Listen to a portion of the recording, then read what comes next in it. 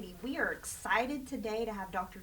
Chan Hellman with us today. He's the co-author of the Oklahoma bestseller book, Hope Rising, how the science of hope can change your life. We're super excited. This is a book that we're starting in February with the state employees to do our well-read statewide learning services book club. So in order to, we're going to talk a little bit about, ask him a couple questions. And if you're interested in this book club, for you to register, go to learn.ok.gov and get started. So we are so happy to have you, Dr. Hellman, today. I kind of want to start out with kind of tell us a little bit about your background and how did hope come into your life? Okay. Well, first of all, thank you for inviting me here, and it's an honor to be here and to be able to talk a little bit about the book in my home state, which is very exciting for me. So first of all, I'm a quantitative psychologist, which means my PhD is in statistics and research methods. Professor at the University of Oklahoma. And when I came to the university, my primary role is to teach research methods and statistics to social work students. So you can imagine that I'm the only person in the room having a good time, right? Right. And so I really had to start thinking about alternative ways to teach statistics and research methods in a way that helps to inform practice out in our communities. And I became really interested in the human service nonprofit organizations. And so for about 20 years, I've been doing partnering with them to do outcomes research and impact. And 12 years ago, I was introduced to this concept of hope and kind of stumbled onto it. It was not intentional at all. And I won't tell you the whole story. It's in the book, in the introduction. But this young man who had been experiencing tremendous adversity, just been diagnosed as HIV positive, had spent the last several weeks homeless, 19 years old. And as a psychologist, I had been trained to focus on this idea of what is wrong with you. And as you begin to experience adversity, my role as a psychologist is to help identify what's wrong with you and find strategies to reduce that. And it dawned on me in that moment, it was almost a professional crisis of confidence, to be honest. And it dawned on me in that conversation with David that I had spent my entire career focused on what's wrong with somebody. And I realized in that moment, as I listened to David talk about his future, with very specific, detailed plans on how he was going to pursue and achieve it, I realized I had spent my entire career focused on the wrong question, what's wrong with you? And I realized that what I should have been focused on is this idea of what's right with you. And then just sort of back and forth stumbled onto this concept of hope and realized that in that moment, as I read the first paragraph and definition of what is hope, that it was the perfect description of the work that's going on in our communities. So that's kind of a short/long way of telling you how I got into hope. Yeah, thank you so much. We use the word hope, and it's generally people think of it abstract, and so can you really define hope and kind of walk us through a little bit to kind of give us a brief overview of what hope is? Sure. So the definition that we use is hope is the belief that the future will be better than the past and that you have the power to make it so. So first of all, hope is about this future expectation that things were going to get better. I think when we think about the word hope, that's probably fairly common, this positivity, this idea that things will get better. But hope is really more than that. It goes beyond that. And the aspect of that you have the power to make it so is such an incredible part of this definition, because what it tells us is that hope is about taking action. It's about taking those steps or the pathways to pursue our goals. So first of all, hope is a way of thinking. It's not a feeling. It's not an emotion that we have. And the reason that that's so important in the work is because if hope is a way of thinking, it is something that can be taught to both children and adults. And our research has, over the last 12 years, has demonstrated that. It's more like a self empowerment, right? Yes, Yeah. very much so. Yeah. Very much so. So hope can often be placed in the same level of when you talk about optimism, self efficacy. Can you describe a little bit of the difference between hope, optimism, self efficacy, and kind of the relationship between those that you talk Sure. about? Yeah. So if we think about, and this may sound a little bit academic, so I'll try not to go Okay. go too far. You know, the thing with academics and a professor is we can talk for hours, and I won't do that. And so, you know, the idea is that all three of them, hope, self-efficacy, and optimism, are all about the future. Um, and self-efficacy is the confidence that we have that we can pursue a specific goal. Optimism, depending upon which theories you lean into, is a basic expectation about how the future will be, that things will be better. Now, both of those are goal oriented or Okay, future yeah. oriented, which is the hope piece. But hope differs from both of those concepts, self-efficacy and optimism, by that what you refer to as that empowerment piece. That is, hope actually goes further and says that there are pathways of strategies that you can get there from here. Now, it isn't that hope is another concept and self-efficacy and optimism are, you know, competing or alternative ideas. Hope actually says that self-efficacy and optimism are important pieces of hope. They are the agency side, the willpower side. The agency and willpower thinking is the motivation, the perseverance that we can pursue that future, which includes self-efficacy and optimism. Oh, absolutely. Thank you so much. So for all the state employees out there, and we're kind of in an interesting times with a lot of things going on.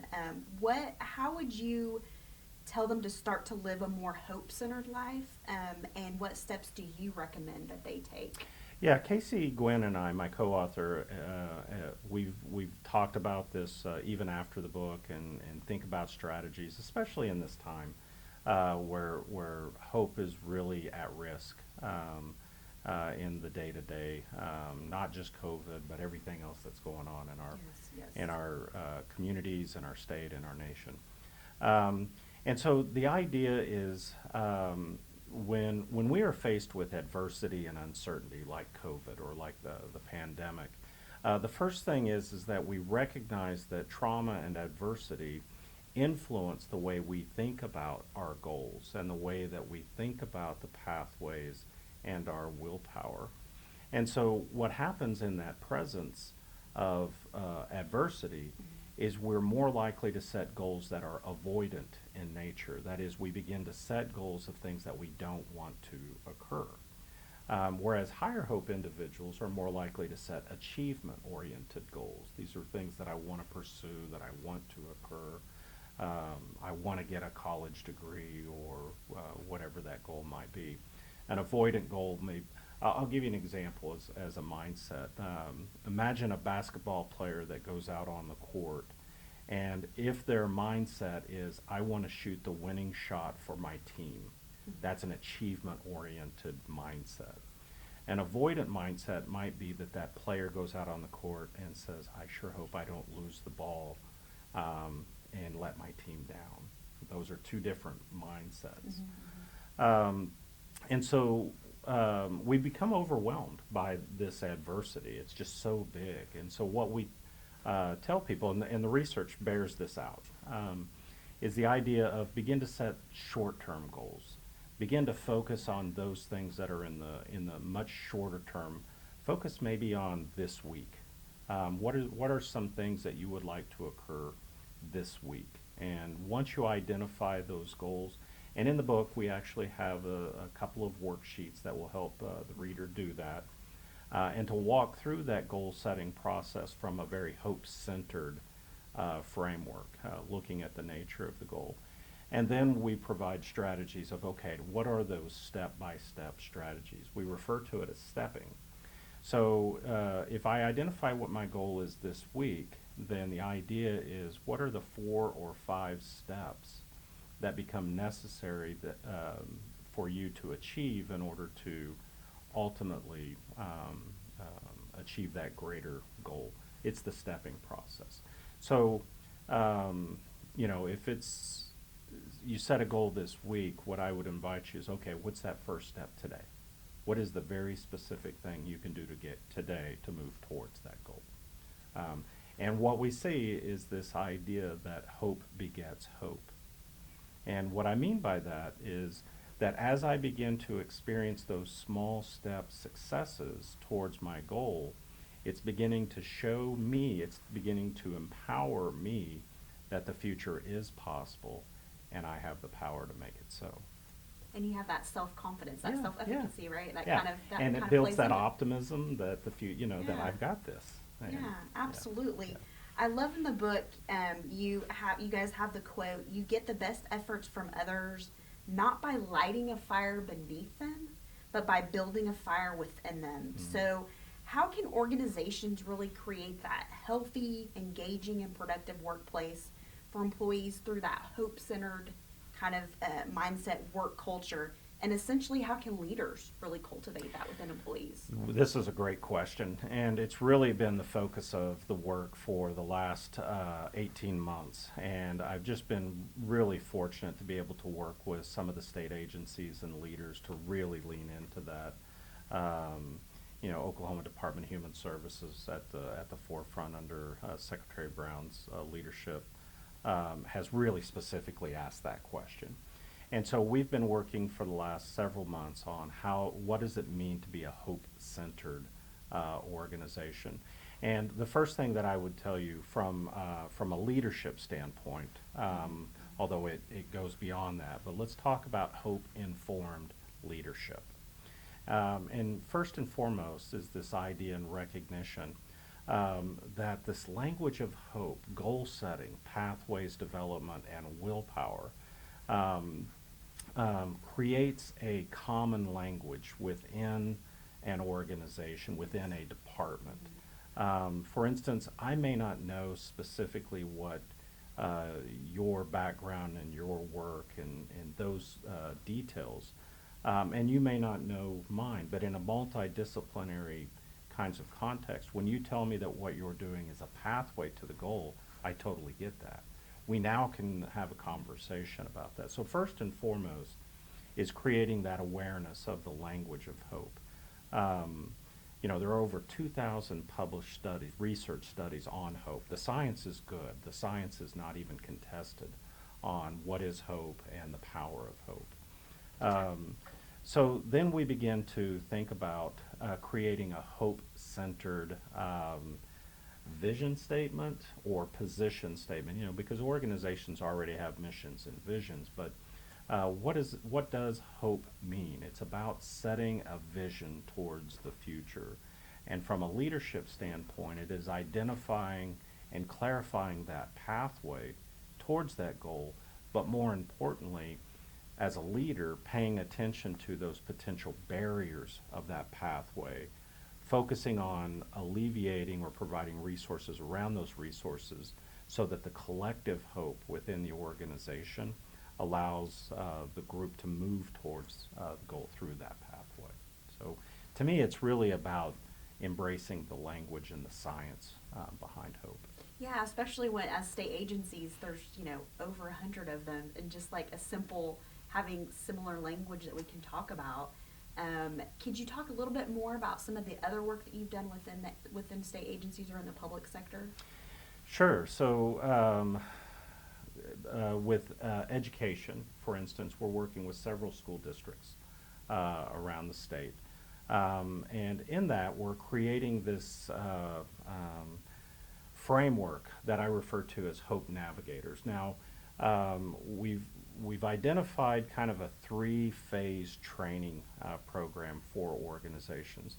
The first one is kind of a keynote oriented. It's like a 1 hour, 45-minute awareness and introduction to hope. That's really phase one, getting people familiar with the language. Phase two is going to a little bit deeper level. It's a 3 to 4 hour conversation where we talk about the worksheets that are in the book. We walk people through that. But then the third phase, and this is the work that we've been doing with Department of Human Services, with State Department of Education, and other states working with the Supreme Court Justice, the Governor's Office, the legislative branch. And, you know, it's identifying, it's a 12-hour, it spans across 2 days, or sometimes we go a little bit, you know, 2, 3, 4 hours a day and spread it a little further out, what we call Hope Navigators. Okay. Yeah. And the idea with a Hope Navigator is that that individual becomes the local expert for that organization. And it's really about implementation of a hope-centered framework within that organization. And it's really about building sustainability because, you know, I'm going to go in and do the talk and the training, and then I'm going to go back to the university. Mm-hmm. And so with the public schools, with the Department of Human Services, we've really been leaning into the Hope Navigators at that level with, I think, some really amazing early results. Yeah, it's like they're hope champions, right? That's right. That's exactly right. Yeah, Yeah. they're the champion to kind of carry the message of hope. So I'm super excited about our book club. It'll be across all state agencies, and to really bring the common language beyond the work that you're doing, but to kind of, you know, expose them, give them awareness about it. And as we go through the next 6 months, starting in February, we will be meeting every month to go over selected readings. So I'm super excited about the wonderful worksheets you have in here, and we're going to go through it as a group. And then hopefully they'll be our Hope Navigators. Love that. To go back to their agencies that participate in the book club. So if you guys are interested in signing up for the book club, it starts in February. You can go to learn.ok.gov.